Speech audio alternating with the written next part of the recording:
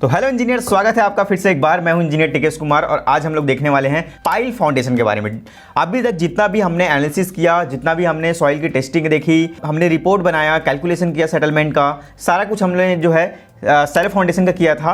अब जो है हम देखेंगे डीप फाउंडेशन के लिए, और डीप फाउंडेशन में पाइल फाउंडेशन के बारे में हम लोग पढ़ने वाले हैं।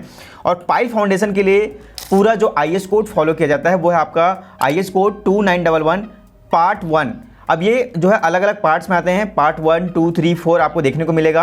अब यहाँ पे जो पार्ट 1 है इसको सेक्शन 1 और सेक्शन 2 में भी बांटा गया है। तो ये जो IS कोड है आपका 2911 पार्ट 1 सेक्शन 1 2010 में इसको रिवाइज किया गया था। तो ये जो IS कोड है, आपको इसी IS कोड के थ्रू पूरा पाइल फाउंडेशन को समझेंगे हम लोग। इससे पहले मैं आप लोगों को बता देता हूं कि यहाँ पे पार्ट 1 में क्या कवर होने वाला है। तो पार्ट 1 में हम लोग देखेंगे कंक्रीट पाइल्स के बारे में। अब सेक्शन 1 में जो है हम लोग ड्रिवन कास्ट इन सिटू कंक्रीट पाइल्स के बारे में पढ़ने वाले हैं। यहाँ पे आप जो है पाइल के बारे में, और पहले भी मैंने बताया हुआ है कि एक ड्रिवन पाइल होता है, एक बोर्ड पाइल होता है। इसमें हम लोग जो है ड्रिवन पाइल के बारे में हम लोग देखने वाले हैं, ठीक है। तो यहाँ पे आप एक चीज़ समझिए, पार्ट 1 में हमने बोला कि कंक्रीट पाइल है और उसका ड्रिवन वाला पार्ट जो है हमने वहाँ पे कवर किया। उसके बाद पार्ट 2 में टिम्बर पाइल्स आपको दिया हुआ है। पार्ट 3 में अंडर रिम पाइल्स के बारे में आपको पूरा दिया गया है। और पार्ट 4 जिसमें लोड टेस्ट ऑन पाइल है, तो ये लोड टेस्ट ऑन पाइल वाला हम लोग पूरा डिटेल में देखेंगे। इसके वीडियोज़ भी आपको मिल जाएंगे जिसमें स्टैटिक और डायनेमिक लोड टेस्ट के बारे में आपको मैं बताया हूँ, ठीक है। उसके बाद अदर सेक्शन ऑफ पार्ट 1, तो पार्ट 1 के भी अलग अलग सेक्शन, जैसे पार्ट 1 का सेक्शन 1 हम देख रहे हैं अभी। उसके अलावा सेक्शन 2 में आपका बोर्ड कास्ट इन सिटू कंक्रीट पाइल है। उसके बाद तीसरे सेक्शन में आपको ड्रिवन प्रीकास्ट कंक्रीट पाइल दिखेगा। और उसके बाद चौथे वाले में आपको प्रीकास्ट कंक्रीट पाइल इन प्री-बोल होल, ये जो है चौथा सेक्शन है। तो ये सारे पार्ट्स हैं जिसके बारे में हम लोग जो है आगे स्टडी करने वाले हैं। तो चलिए स्टार्ट करते हैं हम लोग जो है design and construction of pile foundation code of practice IS code 2911 part 1 section 1, ठीक है। यहाँ पे हम लोग स्टार्ट करेंगे ड्रिवन कास्ट इन सिटू कंक्रीट पाइल के बारे में। सबसे पहला इसमें बोल रहा है स्कोप। तो स्कोप में जाहिर सी बात है कि हम यहाँ पे किसकी बात करेंगे, हम यहाँ पे कास्ट इन सिटू कंक्रीट पाइल की बात करने वाले हैं। अब ये कास्ट इन सिटू कंक्रीट पाइल होता है, ये दो तरीके से हो सकता है, या तो ये इंड बेरिंग होगा या फ्रिक्शन पाइल होगा। अगर इंड बेरिंग है तो जाहिर सी बात है कि नीचे सबसे हार्ड स्टेटा होगा और फ्रिक्शन होगा, तो वहाँ पे लूज सॉइल या फिर ब्लैक कॉटन सॉइल जो है काफ़ी डेप्थ तक जो है वो हो सकता है, ठीक है।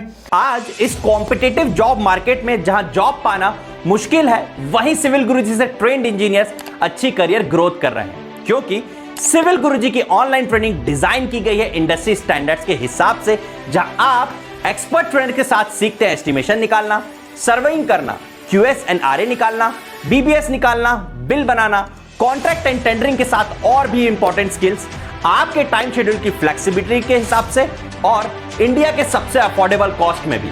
तो अभी फोन उठाओ और कॉल लगाओ 9111001234 पर, और वीडियो के डिस्क्रिप्शन में जाके अधिक जानकारी भी ले लो। अब यहाँ पे आपको एक चीज समझने की जरूरत है कि जब हम डीप फाउंडेशन के बारे में पढ़ते हैं, पाइल फाउंडेशन के बारे में पढ़ते हैं, तो बहुत सारे ऐसे टर्म्स आते हैं जिसको हमको समझना जरूरी है, ठीक है।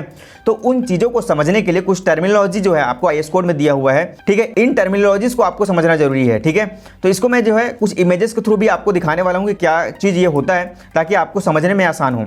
तो पाइल फाउंडेशन को पढ़ने से पहले हम लोग क्या करेंगे, पहले उसके कंपोनेंट के बारे में जानेंगे।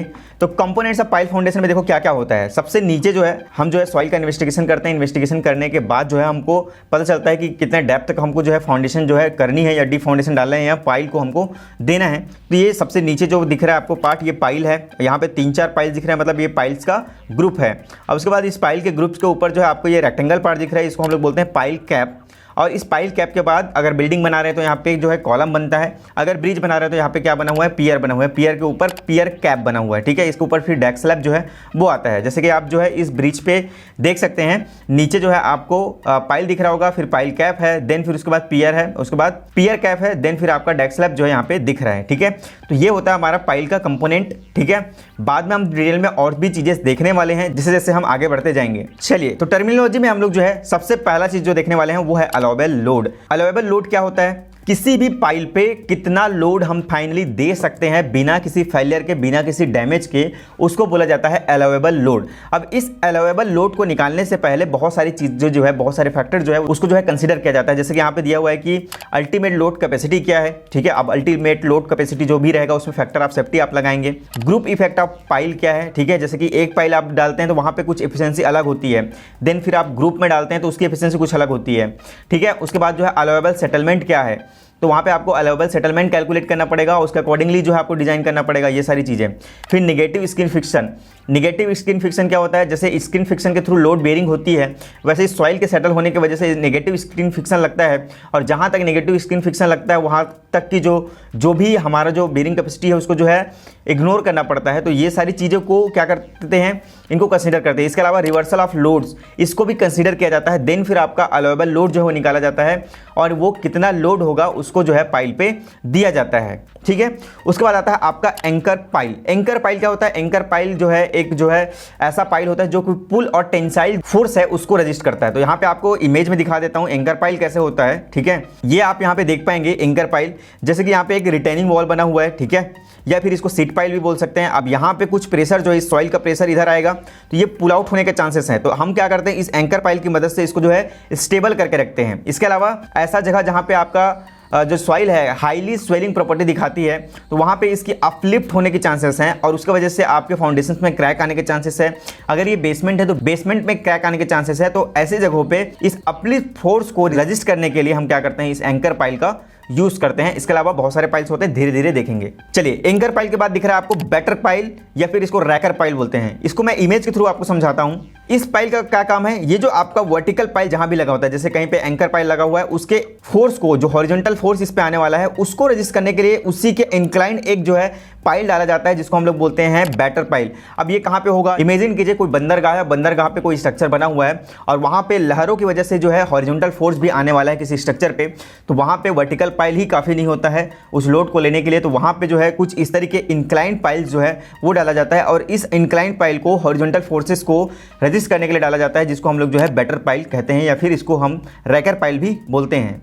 चलिए, उसके बाद एक टर्म्स और है, उसको समझना है आपको, कट ऑफ लेवल। अब ये कट ऑफ लेवल क्या होता है? तो यहाँ पे आप लोग देखेंगे तो बहुत सारा पाइल आपको दिख रहा होगा, ठीक है। अब इस पाइल को देखो, कुछ जो यहाँ पे लेबर जो है क्या कर रहे हैं, इसको जो है यहाँ से तोड़ रहे हैं। अब ये तोड़ क्यों रहे हैं, ठीक है? तो कुछ जो इम्प्योर कॉन्क्रीट जो होते हैं उसको जो है यहाँ से निकाला जाता है, और इसको एक्स्ट्रा कास्ट किया गया था इसलिए ताकि अंदर की जो भी डिलेटरीज मटेरियल है, जो भी अनवांटेड मटेरियल्स है, वो जो है ऊपर आ जाए और इस कंक्रीट को हम जो है रिमूव कर दें, ठीक है। और उसके बाद फिर यहाँ से जहाँ तक हम कट करेंगे इसको, उसको बोला जाता है कट ऑफ लेवल, या फिर जहाँ से हमारा जो है पाइल कैप जहाँ पे आके सिचुएट होने वाला है, या फिर यहाँ पे कोई बीम हम डालने वाले हैं, ये वाला पार्ट जो होता है इसको हम लोग बोलते हैं पाइल का कट ऑफ लेवल, जहाँ से पाइल जो है स्टार्ट होता है, ठीक है। उसके बाद जो है पाइल कैप होता है, और पाइल कैप के ऊपर फिर या फिर ब्रिज बना रहे तो पियर, या बिल्डिंग बना रहे तो कॉलम, वो जो है वहाँ से स्टार्ट होता है। तो ये जो होता है हमारा कट ऑफ लेवल, जहाँ तक कि हम चिपिंग करके हमारी जो इम्प्योर कॉन्क्रीट है उसको जो है निकाल देते हैं, और जस्ट उसके ऊपर से ही क्या करते हैं, पाइल कैप जहाँ पे देते हैं। तो पाइल कैप वाला जो बॉटम वाला पार्ट है उसको हम लोग बोलेंगे कट ऑफ लेवल। चलिए, पाइल से रिलेटेड अगला टर्म है हमारा ड्रिवन कास्ट इन सिटू पाइल। ड्रिवन कास्ट इन सिटू पाइल क्या होता है? तो यहाँ पे आप जो है इमेज में देख सकते हैं ड्रिवन कास्ट इन सिटू पाइल में कि यहाँ पे क्या किया जा रहा है। सबसे पहले यहाँ पे क्या कर रहे हैं हम लोग, जो है एक केजिन है, केजिन को हम क्या कर रहे हैं, इसको हैमरिंग एक्शन के थ्रू यहाँ पे इंसर्ट करा रहे हैं। देन फिर यहाँ पे हमने केजिंग डाला, केजिंग डालने के बाद हम जो है तुरंत ही क्या कर देते हैं, कंक्रीटिंग कर देते हैं। तो ये जो होता है हमारा क्या होता है, कास्ट इन सिटू पाइल होता है। तो ऐसे पाइल को हम लोग क्या बोलते हैं, ड्रिवन कास्ट इन सिटू पाइल बोलते हैं। अगला टर्म जो आपको 3.6 में दिख रहा है, इसको बोलते हैं हम लोग इलास्टिक डिस्प्लेसमेंट। अब ये इलास्टिक डिस्प्लेसमेंट क्या होता है? देखो, जब पाइल का लोड टेस्टिंग किया जाता है तो वहाँ पे जो है काफ़ी सारा लोड जो है उसकी कैपेसिटी के अकॉर्डिंग जो भी टेस्ट हम करते हैं वहाँ पे इनिशियल रूटिंग उसके अकॉर्डिंग वहाँ पे लोड दिया जाता है। देन फिर जब लोड को हटाया जाता है, तो जब लोड हमने दिया तो कुछ सेटलमेंट वहाँ पे होता है, और लोड हटाने के बाद कुछ रिबाउंड होता है, मतलब कुछ जो सेटलमेंट है वो वापस रीगेन करता है। तो वो जो वैल्यू है उसको हम लोग बोलते हैं इलास्टिक डिस्प्लेसमेंट, जो कि आपके लोड के रिमूवल की वजह से होता है। अगला टाइम है हमारा फैक्टर ऑफ सेफ्टी। अब फैक्टर ऑफ सेफ्टी क्या है कि हमारा जो अल्टीमेट लोड है पाइल पे वो कुछ और है, लेकिन हम उसको सेफ रखने के लिए उतना लोड नहीं देंगे, कुछ फैक्टर ऑफ सेफ्टी हम लोग लेके चलेंगे। जैसे कि आपकी जो भी सैलरी आती है आप पूरी की पूरी खर्च नहीं करते हैं, उसमें से कुछ सेविंग रखते हैं इमरजेंसी के लिए, और कुछ पार्ट जो है आप उसकी खर्च करते हैं। तो वैसे ही हम जो है पाइल की जितनी कैपेसिटी है पूरा का पूरा लोड वहाँ पे नहीं देते, कुछ पार्ट ही लोड हम वहाँ पे देते हैं। मतलब हम क्या करते हैं, 2 से 2.5 गुना हम क्या करते हैं वहाँ पे फैक्टर ऑफ सेफ्टी लेकर चलते हैं। तो ये फैक्टर ऑफ सेफ्टी कैसे निकालते हैं? जो भी हमारा अल्टीमेट लोड है, जैसे कि यहाँ पे दिखा सकता हूँ मैं आपको, जो भी हमारा अल्टीमेट लोड है जिसको हम लोग बोल रहे हैं एक्चुअल कैपेसिटी पाइल का, और डिमांड कितना है, तो उसका जो रेशियो होता है वहां से हमारा निकल के आता है फैक्टर ऑफ सेफ्टी। या यूं कहे कि हमारा अल्टीमेट लोड क्या है और डिवाइड बाई हम जो है कितना लोड उसको एक्चुअल में दे रहे हैं, तो इन दोनों का रेशियो से हमको निकल के आता है FOS, मतलब फैक्टर ऑफ सेफ्टी। अगला टर्म है हमारा 3.9 में ग्रॉस डिस्प्लेसमेंट। ग्रॉस डिस्प्लेसमेंट क्या होगा? कि लोडिंग की वजह से आपके पाइल में टोटल सेटलमेंट कितना आया, उसको हम लोग बोलते हैं क्रॉस डिस्प्लेसमेंट। अगला टर्म है इनिशियल लोड टेस्ट। तो ये इनिशियल लोड टेस्ट क्या होता है? इनिशियल लोड टेस्ट कहने का मतलब जो है कहीं पे कोई स्ट्रक्चर बना रहे हैं, काफी हैवी लोड्स वहां पे आने वाले हैं, पाइल वहां पे हम प्रोवाइड करा रहे हैं, तो इनिशियल लोड टेस्ट में क्या किया जाता है, उस साइट पे कहीं भी एक जगह डिसाइड किया जाता है जहां पे एक टेस्ट पाइल जो है वो इंसर्ट किया जाता है और उस पर जो है पाइल की बेरिंग कैपेसिटी जो है वो फाइंड की जाती है, उसको हम लोग बोलते हैं इनिशियल लोड टेस्ट। और जिस पाइल पे हम ये टेस्ट करते हैं उसको हम लोग बोलते हैं इनिशियल टेस्ट पाइल। अगला टाइम हमारा 3.12 में load bearing pile. Load bearing pile क्या होता है? वही चीज होता है अगर किसी पाइल के टिप पे, डायरेक्टली टिप पे कोई लोड दिया जा रहा है और वो जो लोड है उसको या फ्रिक्शन एक्शन के थ्रू या फिर उसको एंड बेरिंग के थ्रू उसको जो है ट्रांसमिट किया जा रहा है सॉइल पे, तो उसे हम जो है लोड बेरिंग पाइल कहते हैं। अब ये लोड बेरिंग पाइल जो है आपका इंक्लाइन भी हो सकता है और वर्टिकल भी हो सकता है। चलिए 3.13 में देख रहे हैं आप नेट डिस्प्लेसमेंट। तो नेट डिस्प्लेसमेंट क्या होता है? तो यहां पे जब आपने लोडिंग दी तो टोटल सेटलमेंट कितना आया, देन फिर आपने लोड को जब रिमूव किया तब सेटलमेंट कितना रिबाउंड हुआ, उसके बाद जो है टोटल सेटलमेंट में जो रिबाउंड हुआ मतलब इलास्टिक डिस्प्लेसमेंट, उसको जब माइनस करेंगे तो हमको जो है नेट डिस्प्लेसमेंट जो है वो मिलेगा। तो ये कहलाता है हमारा नेट डिस्प्लेसमेंट। उसके बाद अगला टर्म है हमारा पाइल स्पेसिंग। पाइल स्पेसिंग क्या है? अगर हम ग्रुप में पाइल दे रहे हैं, जैसे कि आपको इमेज से समझाता हूं इसको मैं, जैसे कि यहाँ पे देखो, यहाँ पे एक पाइल नहीं है, यहाँ पे 2 पाइल आपको दिख रहा है, यहाँ पे 3 पाइल आपको दिख रहा है, यहाँ पे 4 पाइल दिख रहा है। तो ऐसे ग्रुप्स में जो पाइल होगा, अब इन पाइल्स को हम कितने डिस्टेंस पे रखेंगे, क्या इसका डिस्टेंस होगा, तो यहाँ पे जो सेंटर टू सेंटर आप स्पेसिंग देख रहे हैं इसी को हम लोग बोलते हैं पाइल स्पेसिंग। तो ये सब जगह आपको दिख रहा है, ये हॉरिजॉन्टल स्पेसिंग, वर्टिकल स्पेसिंग, हर तरीके का स्पेसिंग आपको यहाँ पे दिख रहा है, इसी को हम लोग बोलते हैं पाइल स्पेसिंग। चलिए 3.15 में दिया हुआ है रूटीन टेस्ट पाइल। ये रूटीन टेस्ट पाइल क्या होता है? रूटीन टेस्ट पाइल उस पाइल को कहा जाता है जो ऑलरेडी स्ट्रक्चर पे यूज होने वाला है। जैसे मैंने पहले आपको इनिशियल टेस्ट पाइल के बारे में बताया, इनिशियल टेस्ट पाइल में क्या होता है, एक हमारा टेस्ट पाइल होता है जिसपे हम जो है आगे चल के लोड नहीं देने वाले हैं, सिर्फ वहां पे उस सॉइल की बेरिंग कैपेसिटी फाइंड करने के लिए उसको हमने टेस्ट किया। बट ये जो रूटीन टेस्ट होता है, इस रूटीन टेस्ट में हम क्या करते हैं, 1.5 टाइम्स जो भी डिजाइन लोड है उसका लोड हम वहां पे देते हैं। लेकिन इनिशियल वाले में हम कितना दे रहे थे, 2.5 गुना, 2.5 टाइम्स वहां पे हम जो है लोड दे रहे थे, उसकी अल्टीमेट कैपेसिटी जो है वो चेक कर रहे थे। और यहाँ पे हम लोग जो है जो भी डिजाइन लोड है उसका 1.5 गुना लोड के लिए इसको टेस्ट करते हैं। और ये वो पाइल होता है जिसपे जो है आगे चलकर स्ट्रक्चर का लोड आने वाला है या जो उस स्ट्रक्चर में यूज होने वाला पाइल है उस पे जो टेस्ट किया जाता है उसको हम लोग बोलते हैं रूटीन टेस्ट पाइल। चलिए नेक्स्ट टाइम हमारा सेफ लोड। सेफ लोड क्या होता है? हमने पाइल की टेस्टिंग की, पाइल की टेस्टिंग करने के बाद हमको एक अल्टीमेट लोड कैपेसिटी मिलती है पाइल की। अब उस अल्टीमेट लोड कैपेसिटी में जब फैक्टर ऑफ सेफ्टी आप अप्लाई करते हैं, देन फिर जो लोड की वैल्यू आती है उसको हम लोग बोलते हैं सेफ लोड, जिस लोड को हम लोग जो है उस पाइल पे दे सकते हैं। उसके बाद है आपका अल्टीमेट लोड कैपेसिटी। तो अल्टीमेट लोड कैपेसिटी नाम से ही क्लियर है, हमने पाइल में जो टेस्ट किया उसके लिए जो भी मैक्सिमम वैल्यू आई सेटलमेंट के अकॉर्डिंगली, उस वैल्यू को हम लोग क्या बोलेंगे, अल्टीमेट लोड कैपेसिटी की एक जो पाइल है उसमें कितना मैक्सिमम से मैक्सिमम लोड जो है हम अलाउ कर सकते हैं या दे सकते हैं, वो जो होता है हमारा अल्टीमेट लोड कैपेसिटी होती है। देन फिर उसको सेफ रखने के लिए फैक्टर ऑफ सेफ्टी जो है वो ली जाती है, जिसको हम लोग सेफ लोड भी कहते हैं या फिर अलाउएबल लोड कहते हैं।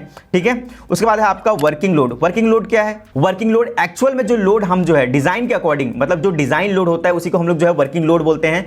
जिस पाइल पे एक्चुअल हम जो है स्ट्रक्चर के द्वारा जो है वो लगने वाला है, वो जो हमारा होता है वर्किंग लोड होता है। उसके बाद यहां पे 3.19 में दिया हुआ है वर्किंग पाइल। वर्किंग पाइल क्या है? वही पाइल जिस पे स्ट्रक्चर का लोड आने वाला है, जिसको हमने रूटीन लोड टेस्ट के लिए यूज किया। और उसके अलावा बहुत सारे पाइल्स और होंगे जिस पे स्ट्रक्चर का लोड आएगा, वो एक्चुअल पाइल जो है हमारा जो है वर्किंग पाइल कहलाता है। तो इंजीनियर्स ये रहा कुछ टर्मिनोलॉजी जो कि हमको पाइल फाउंडेशन में ध्यान रखना चाहिए। और भी चीजें हम लोग देखने वाले हैं, कौन कौन सी ऐसी नेसेसरी बातें हैं जिसको हमको पाइल के डिजाइन और कंस्ट्रक्शन के लिए इंपॉर्टेंट होगी। तो हम लोग मिलते हैं नेक्स्ट वीडियो में, तब तक के लिए धन्यवाद।